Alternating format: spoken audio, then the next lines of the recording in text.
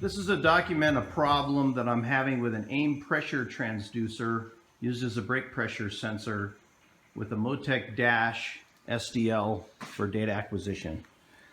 The pressure transducer I'm using is the AIM model shown here in this little data sheet.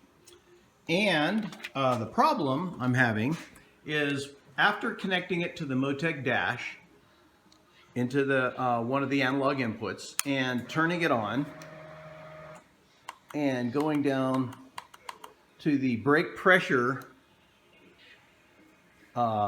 page, which is here, you can see that the brake pressure jumps all over the place.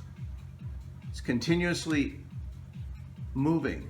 If I apply pressure to the brake, it reads the pressure, but it also continues to jump around when I return to zero. I think the problem is being caused by an internal supply on the AIM pressure pressure sensor,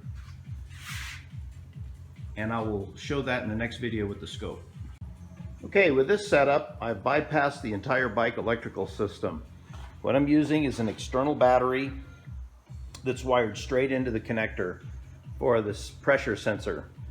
This long red wire here, that's supplied to the sensor. These two lines, the blue line is the ground and the white line here is the signal. The signal is going to a probe on the red for the oscilloscope, and the blue line just comes down here and goes to ground on the battery. So what I want to show is this is the output of the pressure sensor on the scope. And just with it energized like that, if I squeeze a lever, you can see that I do indeed get a voltage rise out of it. So there's squeezing the lever, okay? Just to make sure that we're somewhat calibrated, I can switch it to ground. And there's ground, and there is on a calibration of 0.2 volts per division. It looks like there's about a half a volt offset.